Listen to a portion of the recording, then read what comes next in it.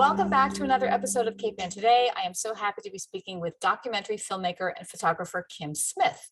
Kim has produced an award-winning film on the Monarch butterfly, recently added to the endangered species list. And she is also the lead volunteer protecting the also endangered piping plovers who annually nest on Good Harbor Beach. Hi, Kim. How are you? Hi, Heather. Hi. It's so nice to be here. Thank you for having me. Well, thank you. I know you're there every morning on Good Harbor Beach with those plovers. So let's start with them. Okay. Okay. All right. So can you, first of all, tell me what is the total population of piping plovers in the world? Worldwide, there's only about 8,000 piping plovers.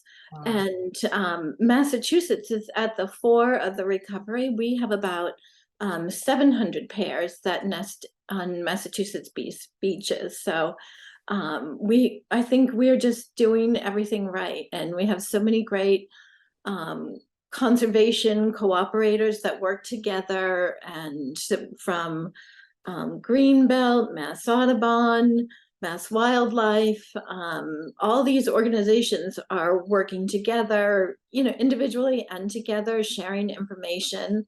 I just returned from the Coastal Waterbird Cooperators meeting, which is an annual meeting that where people share information from their respective areas. So they have the heads from Maine, New Hampshire, Vermont, New York, New Jersey, Canada, and even the Great Lakes region was represented this year. So it's fascinating to hear everybody's data and stories about the piping plover recovery.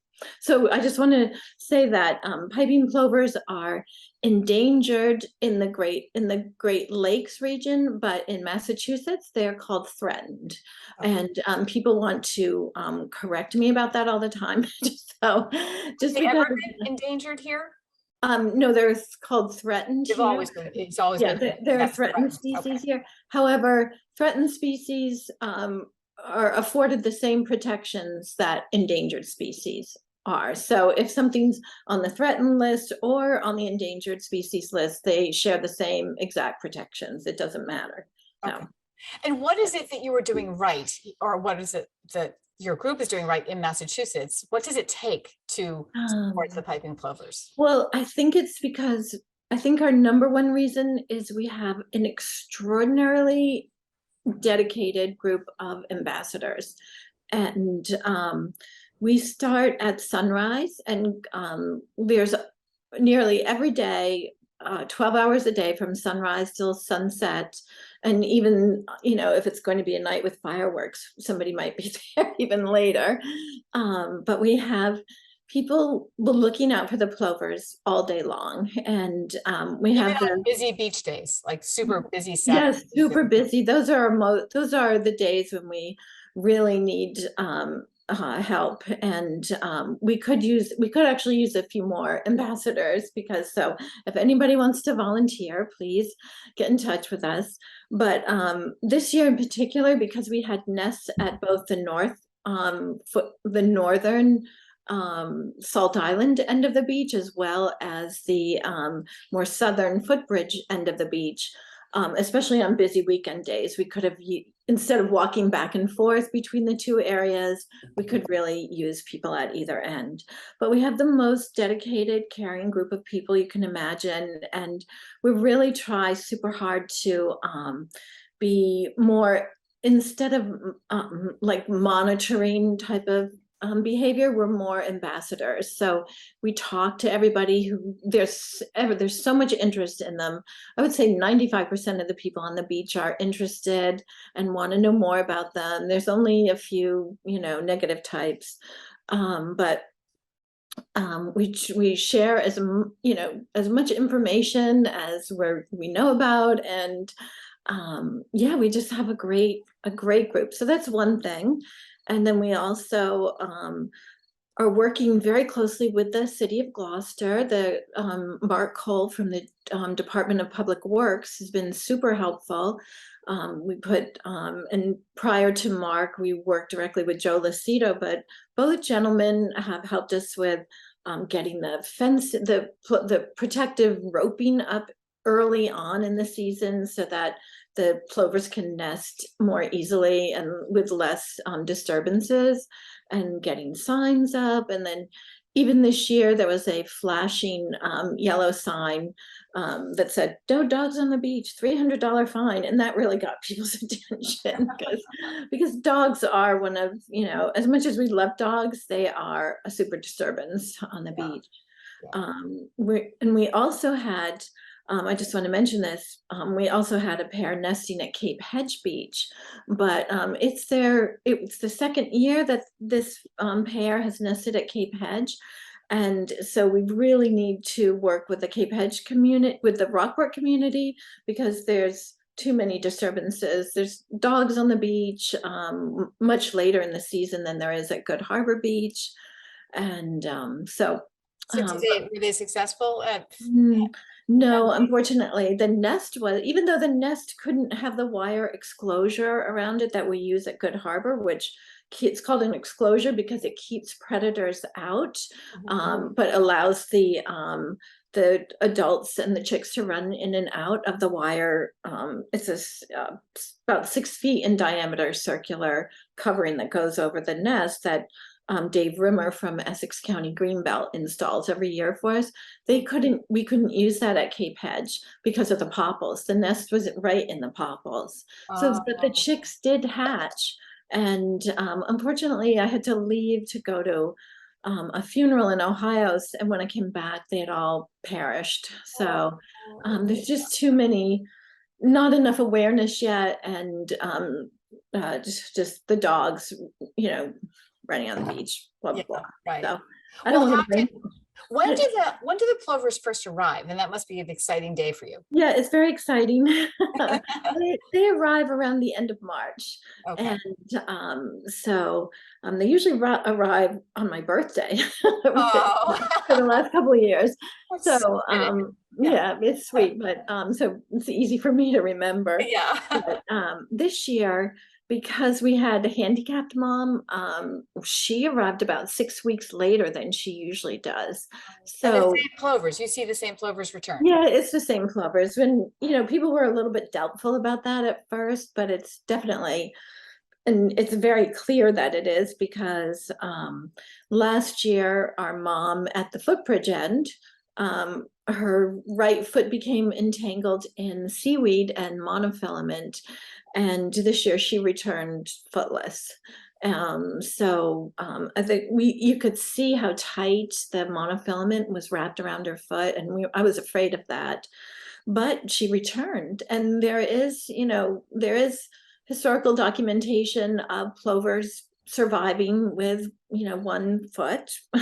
So and at first it was amazing to see her and wonderful to see her. And one reason why we know it's the same pair is because piping plovers show tremendous fidelity to nesting sites. And so when they build a nest 10 feet from where their nest was the previous year, it's pretty apparent that it's the same pair. And also they have the same behaviors. I'm filming piping plovers at Good Harbor Beach, our family there, but then at other locations as well, the same. Not all piping plovers act the same, and they all have individual personalities and distinct behaviors. So our piping plover pair started 6 weeks later than usual, but and then the pair at the Salt Island end, that was a re-nest. They arrived early, and their first nest was lost to a predator in the sand dunes. So they both ended up having eggs right around the same time. And on all the chicks, we had 7 chicks at one point hatched at Good Harbor Beach, which was quite a record to have. That's great. Yeah.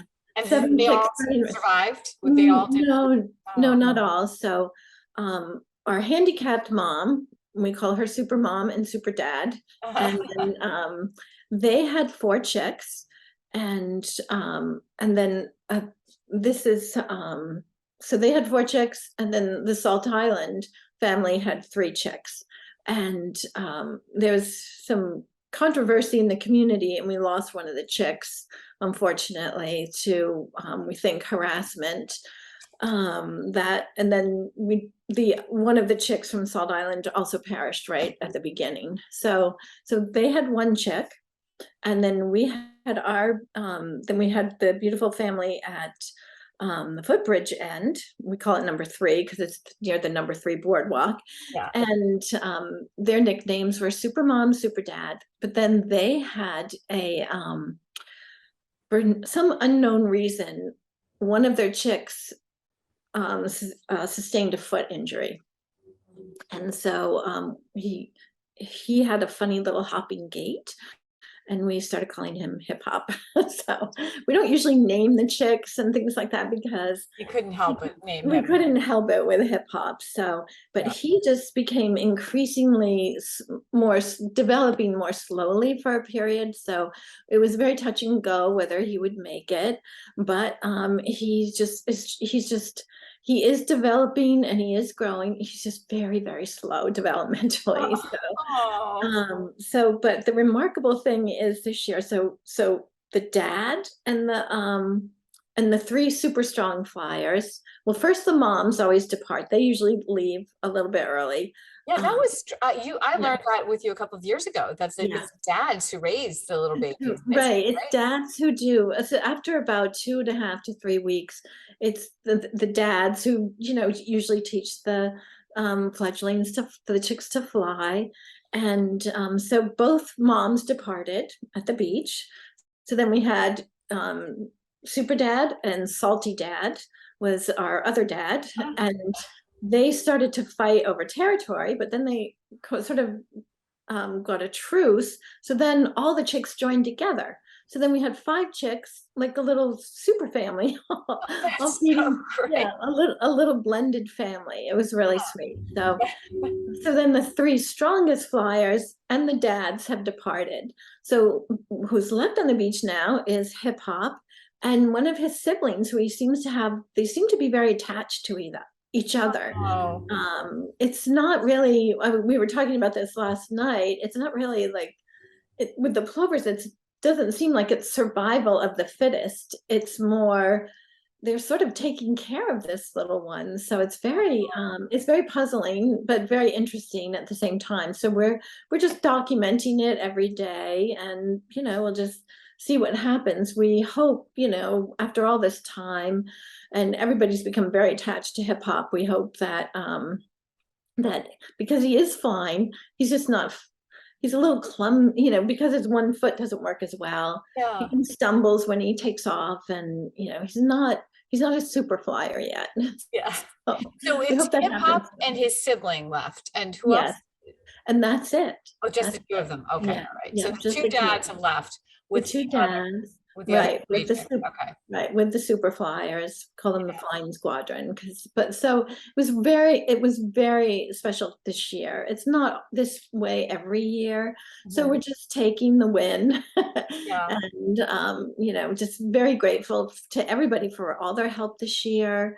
We even, like, for example, the football team, they've adjusted how they practice on the beach. Like they used to, they would run like 30 across, and now they run in 2s and 3s so that if there's a fledgling nearby, they can get out of the way. And the coach, Coach Latoff and Coach Craig, have really done a remarkable job teaching the boys. They have a wonderful awareness of the Plovers, and it's great to see they're not, they're always checking in on them. How are the Plovers today? That's so great. Yeah, it's very sweet. So tell me, where do the Plovers go when they leave?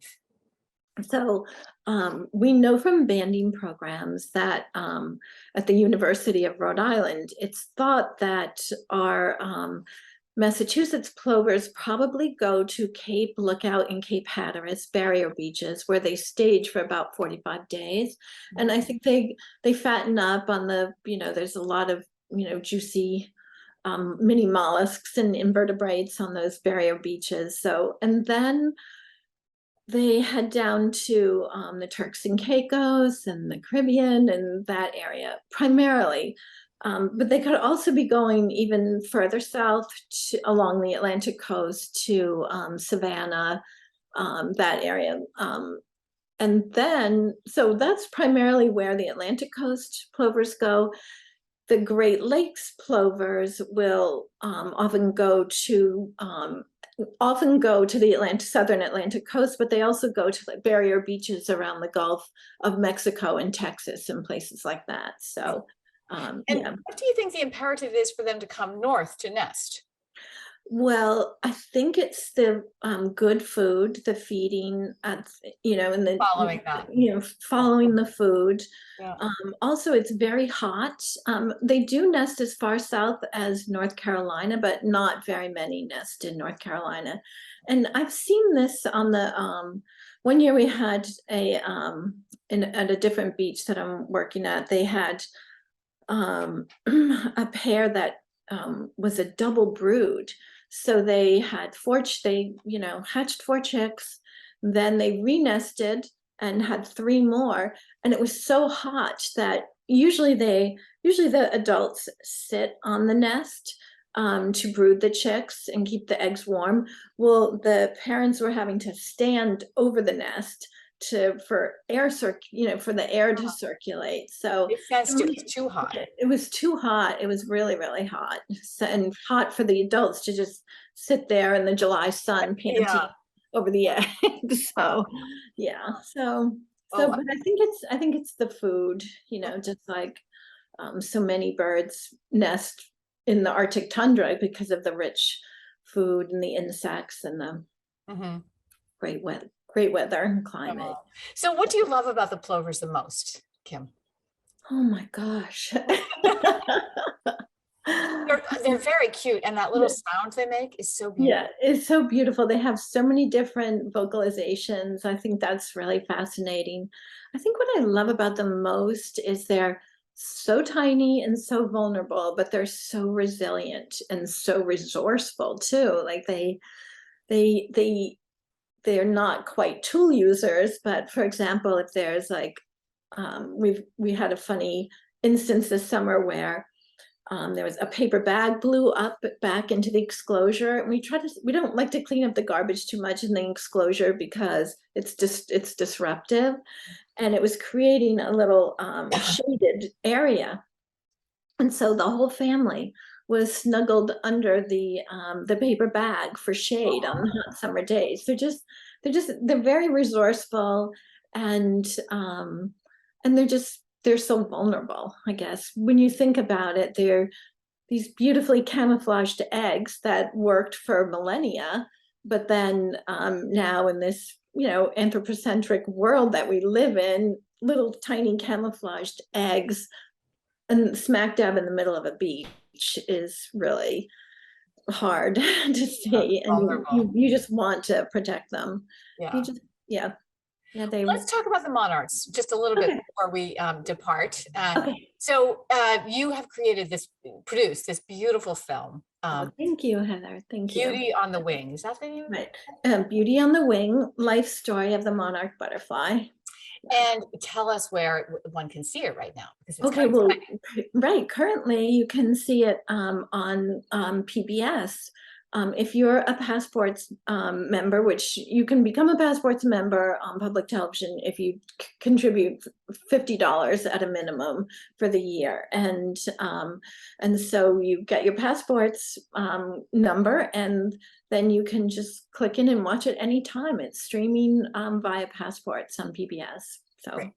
Yeah. So, and the monarch was just added to the endangered species list. Yes, so it was listed by the International Union for the Conservation of Nature, which is I think they're a Swedish-based organization, and so it's a great thing. It's more like a clarion call. It's not offering any additional protections, unfortunately. Like last year or 2 years ago, it was reviewed by the US federal government to be put on the endangered species list, but it was declined because there's other species that are even more threatened and more endangered that get priority. So I'm hoping that this listing by the IUCN, I think that's the acronym, will help push the US federal government to declaring it endangered.